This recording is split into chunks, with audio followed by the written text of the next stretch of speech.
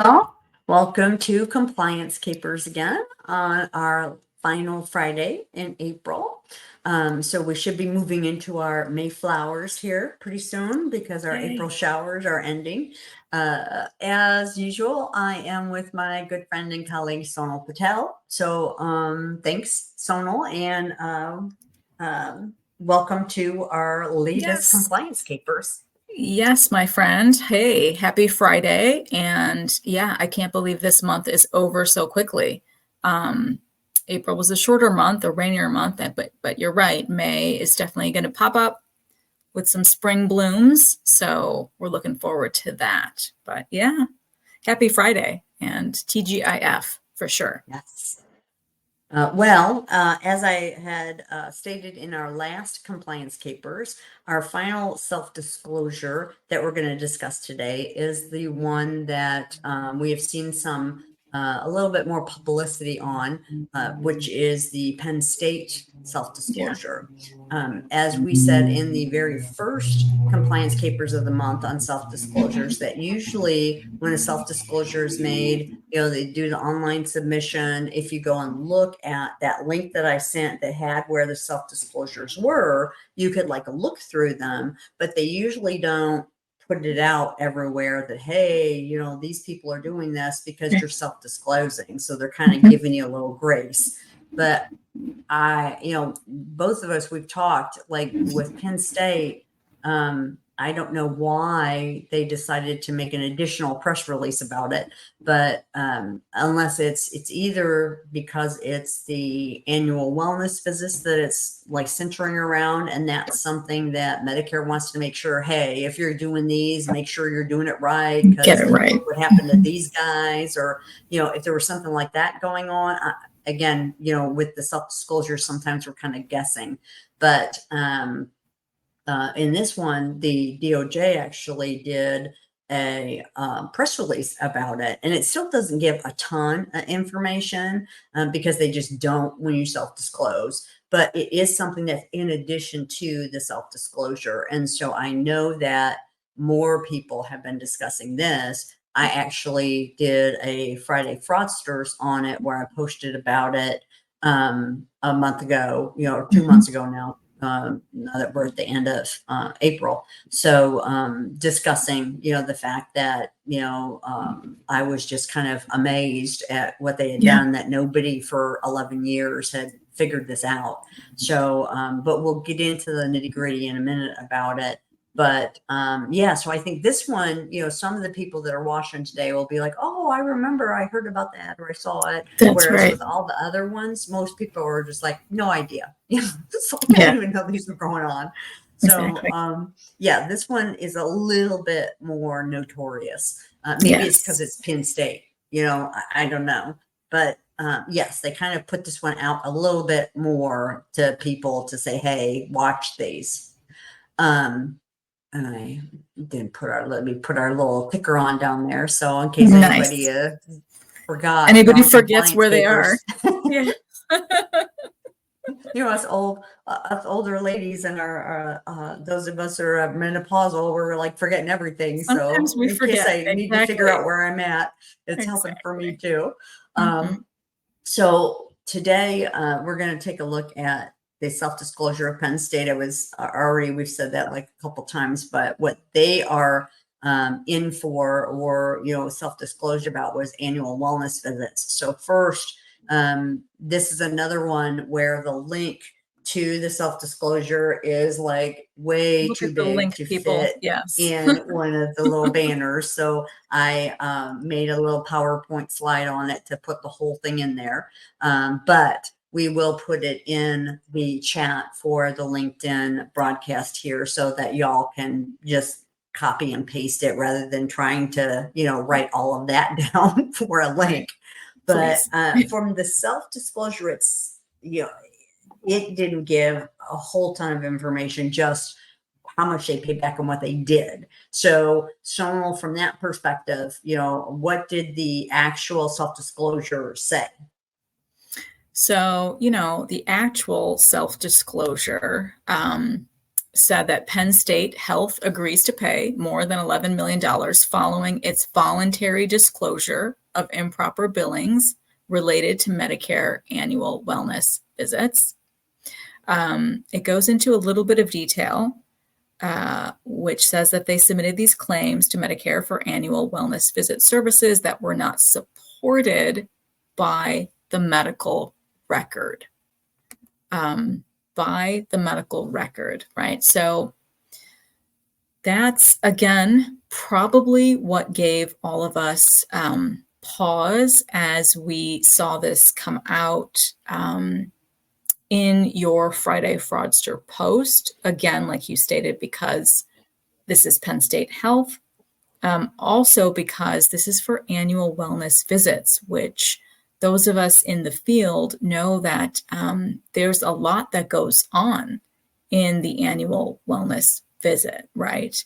It's not just a simple cut and dry service. There's a lot of things that have to go into its performance, not only with the practitioner and the patient in the room, the actual, actions and services, what they're seeing on your body, head to toe, how they're talking to you. But you yourself also have to do a lot of legwork as the patient and provide a lot of background information on yourself. And then there's a lot of documentation capture that must be met for these types of AWV services. So, your Friday Fraudster post really hit home for me. I know, because you're a numbers nerd, as you self-proclaimed here a few weeks ago on another Compliance Capers, but you did the math for us and you said, Penn State Health did not know this was going on for the span of like 11 years. So that's a very long time. How could you not know? Because you should be performing audits. You should be self-auditing. So if you were actually doing that, you could have caught this issue so much earlier, like your post alluded to, right? The reason why we always implore self-auditing is to help you identify any small deficiencies really quick and really quickly make a corrective action just like that. So these things don't pile up and accumulate to 11 years. I mean, that's such a long time, right? So that was shocking when you put all the dots out and you were like, it's 11 years. And I was like, what? That's so long. There's many things that it makes me with you talking about finding those small deficiencies. I had a client that came to me because they had the EHR system they had used. They closed the notes, but they didn't lock the notes. Okay. So when the payor was requesting their medical records, and they were printing them off, they were showing that they were all signed on the date that they were printed, not the date the service was done. Right. And sent them off. So of course the payor went, well, no, these visits from 2 years ago aren't valid because you signed them like 2 days ago or what. And it was, no, I did it back when, and they said, well, prove it to us. And there's no way he could, because they didn't lock them when they did them. So there were no dates on any of the signatures. Now this had been for 2 to 3 years. Now, if there was an audit that had been done, that's one of the things I know, because you and I have done audits together. One of the things we always verify is that it is signed correctly, electronically, with a date and with all of the necessary components on it. So if those records had been looked at that time, somebody would have said, hey, none of these notes are signed, so it would have been caught. And so it wouldn't have been years worth of notes that are now, not signed in the record for the date on which they were performed, so just that little thing, you can catch those kind of little things that could turn into huge things, Yes.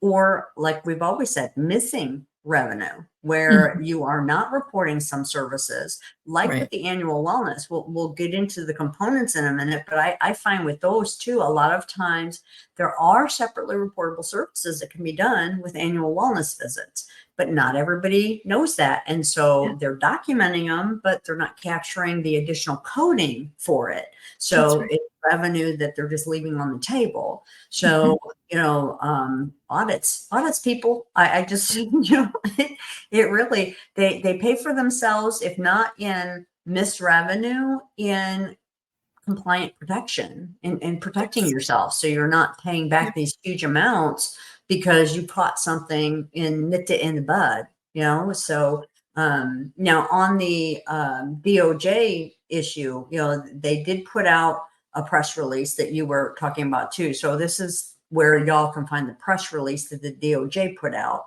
And Sonal and I were kind of chatting a little bit too about like why. And like I said, I Mhm. think it's, they're wanting to highlight these annual wellness visit issues, right? Right. And make sure that people are paying Mhm. attention to this. And the amount of over $11 million is nothing. It was almost 12 million. In fact, that's nothing to sneeze at. Um, so they actually did an extra step and put a press release out about it. And Mhm. that's the one that I put on when I did my post, was off of Right. the press release when I looked at it. Yep. Because it was just, 7 years, 11 years, 7 years of doing it. I'm thinking 11 million. I'm getting 11 years, but Oh, sorry. I think I might have said 11 years also. Sorry. I I apologize mean, to the audience if I started that miscommunication. Sorry about that. that's just, that should have been caught well Right. before, that long, and that payback that they did for, not doing that, documenting those things correctly would have been much, much less. Yeah. And maybe, they wouldn't have made the additional press release about it at that point then either. You know what I Exactly. mean? I mean, if it hadn't been like, it was 7 years, it wasn't I like, know. They oh, we wouldn't have just did rolled this out for the red 6 months. carpet Yeah. from the DOJ. Exactly. Exactly. No, sorry. We don't mean to laugh at it, but these are Exactly. serious Yes. things, right? Because coding, as we know, is complicated. It is not just a simple 5-digit, you know, keystrokes that you're typing. There's so much more that goes into codes and the background and the definition and then the components of it and then the documentation requirements that are required. Yeah. So yeah, it's not just something that, like in the old days, it was just something that anybody could do. Any person could just become a coder. Like, no, there's so much education that goes into being a qualified and then certified coder. Um, because once you have people like that on your team, they are there to help you make sure that you're doing things correctly, not only making sure that the code is correct to go out on those claims, but then that provider is actually documenting for that code appropriately in the patient medical record. So, there's a lot that's involved, a lot of missteps that can happen. But once we understand that we're all on the same team, things we can hope can go a lot smoother for our practices. Yeah. Yeah, you bring up a great point. I say a lot of times it's not always just about the code. Sometimes the coding, the actual coding, is the easiest part of it. You think about critical care, Yeah. right? There are only a couple codes in there. It's all of the guidelines that go behind it of, That's how right. many of these different procedures are bundled into critical care. What I can't report separately from critical care. What makes the patient critical versus that, all of that. That's the hard part. I mean, you can Exactly. put a code, a Mhm. CPT code and an ICD-10 code on the claim form and get paid. That's right. So that sometimes is the least of the issue. The issue is all of the background stuff. Mhm. And with annual wellnesses, it definitely is. because there are only a couple codes for annual wellness visits. It's not like there are, 50 different codes and you're trying to choose and they're truncated and what, like when you look at Yes, some of the scopes and stuff, and you're exactly. like, which one of those did they do? And did they do more Mhm. than one? And, Mhm. no, it's like, is it the first time or is it not the first time, Right. That's it. or there's the, that's it. That's as Mhm. hard as it goes. Yeah. Or are they in the FQHC? Because as we both Yeah. said, there are actually 3 codes for annual wellness. And, the 2 are the normal ones that most of us use. Yeah. And then they have another one that's made for specifically for FQHCs to Yes. use. So here is a link for the Medicare Learning Network made a tool for annual wellness visits, and it's just fabulous, Fantastic. I think. It's great. Yeah. And Love it it. not only has the annual wellness visit stuff on it, it also has the IPPE, which is that Welcome to Medicare exam that patients can have one time once they are Yes. on Medicare within that Eligible. first year. There's criteria. There's criteria for So everything much. when Medicare is involved, but Mhm. it has stuff for the IPPE on there. And it also, which I find funny, also has a thing for routine physicals. So if you look on this link, it'll have the IPPE, which is the initial preventive physical exam. That's what IPPE stands for those of y'all that didn't know, but everybody calls it the Welcome to Medicare exam. And then they have the annual wellness visits, or the AWVs. And then on the next one, it has routine physical exam. So all 3 of them are in this one tool. But under the routine physical exam, it just says, yeah, we don't pay for it. We don't pay for it. You, But you can have it if you want, but but it's got nothing to do with us. But we'll throw it in there because when people think of this, they think of the IPPE yeah. and the annual wellness visit as routine physicals. And I really try hard with my clients that do these kind of services. Please stop calling it a physical. It's not a Yeah. physical. That's not Yeah. what these things are. Yeah. They're specific. In fact, for the annual wellness visit, you're really not doing a physical. There's no portion of what the No. Right. requirements are, of actually doing a physical exam on the patient. You're doing other things that you're checking on. It's Mhm. a visit to check on their statuses and that they're getting all of the right care on the Yeah. right schedule, all that kind of stuff. Yeah. So it is nowhere near what those of us that are not Medicare age yet, when you go to your physician for your yearly physical, that's nothing like what the annual wellness visit is. Right. So they just kind of put it out there that like routine physical, that's not us. So if a Mhm. patient wants one, they can have one, but the patient bears the cost of having a routine physical. That's right. So even with us that have commercial payors, either sometimes they'll have so much or so many dollars that are set aside for preventive care of a year, and you can Mhm. do with it whatever you want. Some of Mhm. them will have, like mine, I can get a physical exam every year, routine physical, an annual physical, but I have to make sure that 366 days go That's right. by before I have the next one. So, That's right. in fact, I'm, coming up on mine. And when I made the appointment for it, they were like, well, last year you came on this day. And so they were going to have me come like 2 days before because they were just looking for around that. I was like, no, we have to go after, the 28th because then if it's Exactly. before, and so you're like, oh, that's right. So, then they start Mhm. futzing with it. So, the commercial payors can be, putting some specifics in there, but they don't just flat out, Medicare just flat out forget it, Nope. Yeah. so no, just that's a hard no from us. But on this thing, it does go into those things. And with the criteria for the annual wellness, if you go to the annual wellness section in this tool, what I like about the tool too is it's all interactive. So Yeah. if you click on the annual wellness visits from those 3 things that they have at the beginning that I was talking about, if you click on it, it'll show you all the A components. drop And down. this is where Yeah. Penn State went awry, I think, Yeah. because it says Yeah. they didn't meet the criteria, it didn't support the service.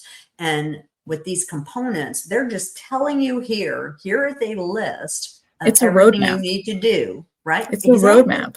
Yes. If you want to get paid, this is what you got to do, and so they put out the HRA, which is the health risk assessment. So they tell you what's included in that.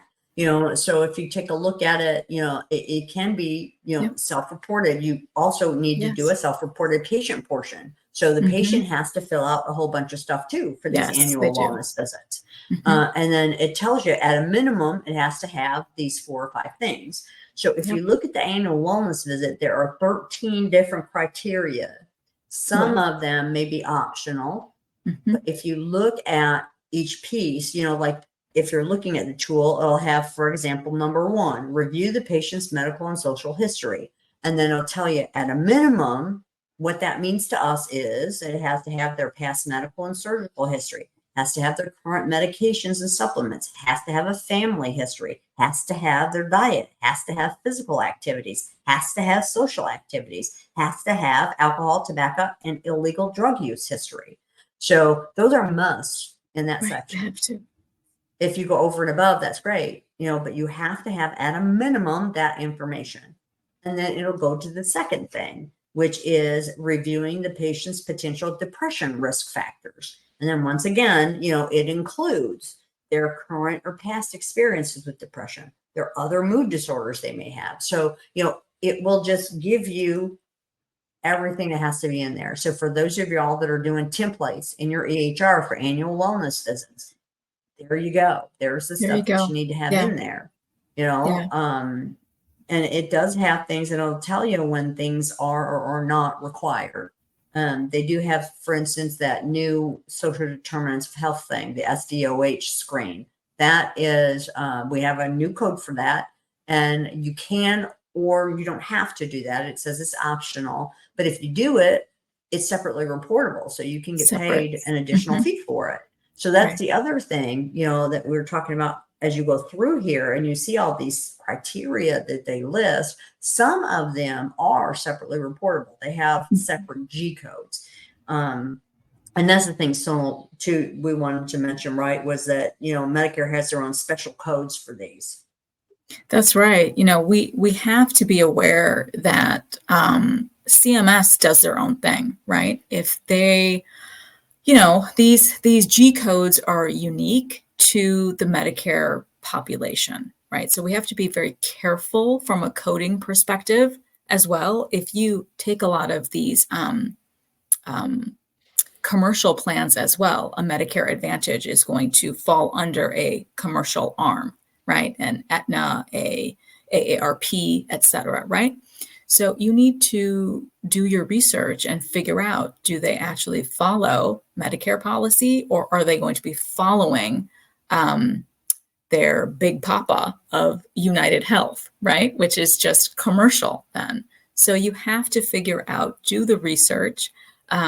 Everybody has a policy. Sometimes I do know it's hard to find the UHC policies, the Anthem policies. They're hidden around the interwebs, but you can find them and use them and make sure that you tell that to your practice, that we have to, follow these particular guidelines based on our payer metrics. Like, we can't just code everybody with a G code, because guess what? Those claims more than likely won't even go anywhere. It'll get rejected, right? For a lot of these particular payors, they will have edits in place to prevent the claim from even going through, because they've already addressed a hiccup, like you've used the wrong code. I don't know what that is. Right? Exactly. But so there's just lots of things that we don't really know what happened, with a direct emphasis on Penn State. We don't know. We are hypothesizing here.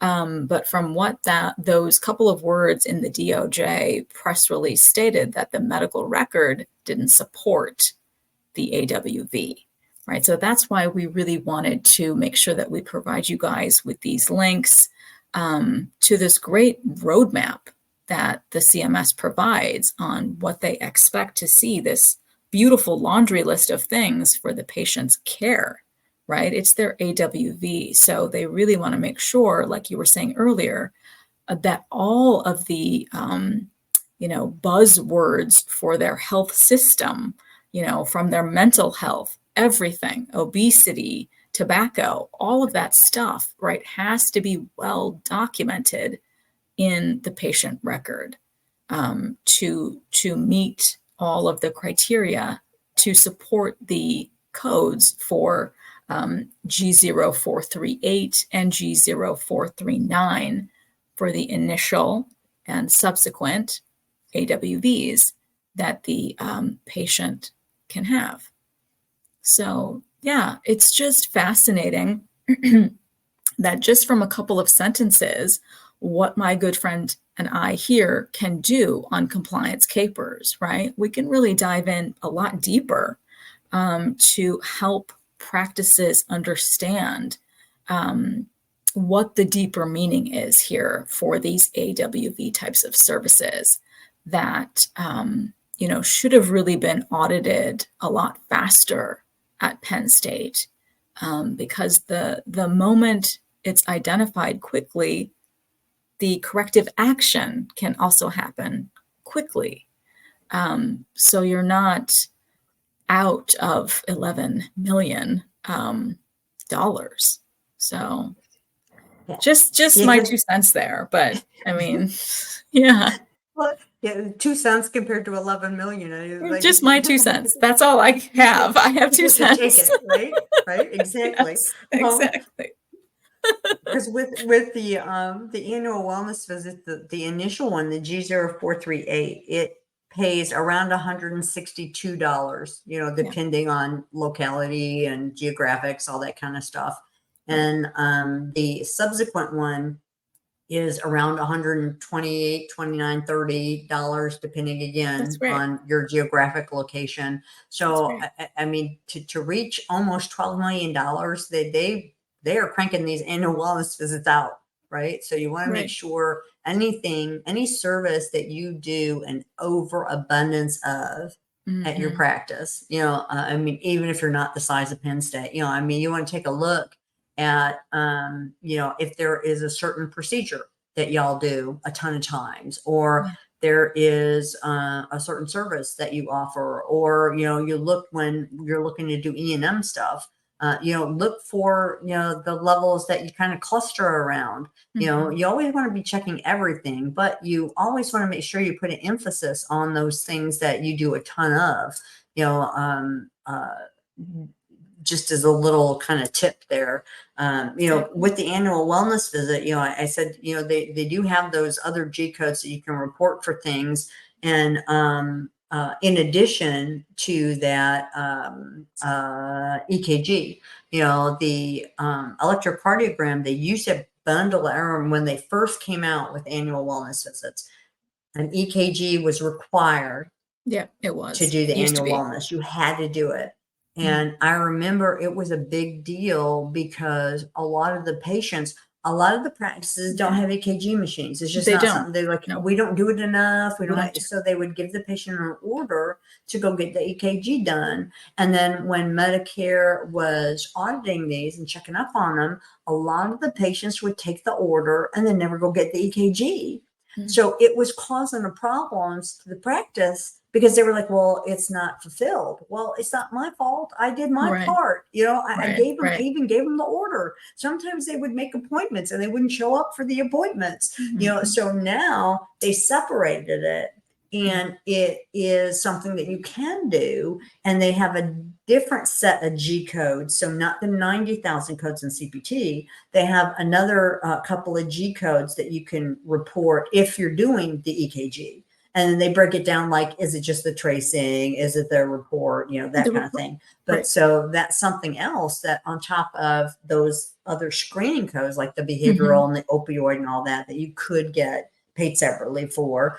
Now, don't forget that you can also be paid for that EKG separately if y'all do it in the practice. And it's not required anymore. So you're That's not right. having to hold the billing or check on it and make sure they got the EKG. So you could just bill the annual wellness visit. If they don't choose to get That's the right. EKG, well, then they just don't choose to do it, but it's not on you, but the annual wellness visits are pretty extensive in what they require. And they do take, quite a bit of time with the They patients, do which take is time. why they pay at that rate, Yes, exactly. because it's a lot of time to go through all that stuff. I feel like every provider that the patient has, you have to go over all of their screening schedules, like, are you due for colonoscopy? Are you due for a mammogram? When was the last time you had this and this? All that stuff, because the idea behind the annual wellness visit is to make sure that the patient stays well and doesn't get sick because they could have had a screening that would have caught something earlier. That's right. Medicare finally has gotten onto the idea that, what, preventing somebody from getting cancer or getting these, that's kind of a lot cheaper than paying for all this stuff once they get sick, and Exactly. it's so much better for the patient. I would prefer, having a screening versus, having some big long disease process, Exactly. but it took Medicare forever to finally get there with Finally. with these preventive things.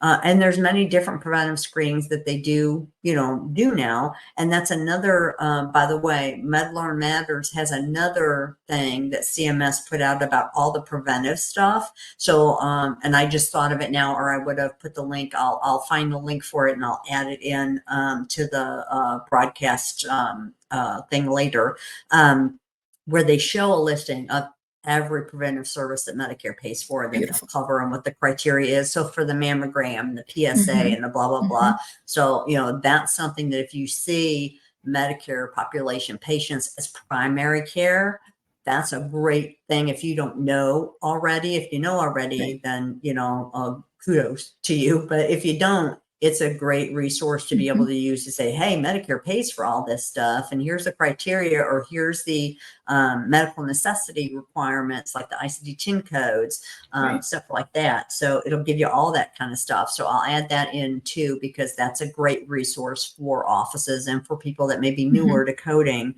that don't know about those kind of things, where to find them. That's great, Betty. Those are really great pro tips and points there that you made. Excellent. Absolutely. It's about time that CMS embraced these types of services, preventive care, right? It's a long time coming here in the US, right? That our industry has finally shifted, that we have to make sure that the patients are well to begin with, right? Well to begin with. It's really difficult to provide this high level of care after these diseases are already,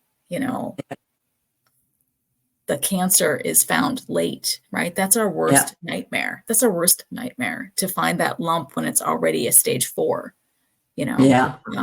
So yeah, that's a really great, valid point, that finally these types of services are embraced and patients can now be happy as well. To receive this kind of preventive care. Most importantly. Yeah. Good. Well, we are up at our time limit, y'all. These have Already? been some good My discussions. goodness. I know. I always go Yeah. like, already? But these have been some good discussions this month on the SDPs, the self-disclosure protocols. I think we've chosen some real good ones to talk about, ones that probably affect a lot of different practices and people that may be tuning in for us. So we hope that you found at least one, that will be helpful to you in your practice, or one that you might want to go be looking at in your practice to make sure you're okay with. So next month, we will be turning our attention to a new focus. So we'll have something new for y'all in the month of May to be looking at for our compliance capers. But we look forward to continuing to see y'all on our Fridays at 10 a.m. Central and 11 a.m. Eastern. Sonal, do you have any parting words for our final Friday in April? Yes, my friend. I wanted to thank you. This was a great month of SDPs that you pulled for us to talk about. These were fantastic and noteworthy, I hope, to the audience. So I hope they check them out further. I hope they found them useful. I know I certainly did. So yeah, I wanted to thank you, and I'm looking forward to a new month ahead of compliance capers. And I think we'll just leave everybody waiting for what our month is going to focus on. So just leave them wanting more. Exactly right, my friend. It's always fun to do these with you, Sonal. Oh, it's so much fun. It's good. We're doing these, and I think hopefully, putting out some good information too. But they're just fun to do, no matter what. If nobody was watching, I'd still have fun doing them. Exactly. So. We still have a great time. So we'd just probably be telling more inside jokes if there was nobody watching. Exactly. But right. Y'all have a fabulous Friday and enjoy your weekend. And we will see you on the next Compliance Capers. Bye, y'all. Bye, everybody.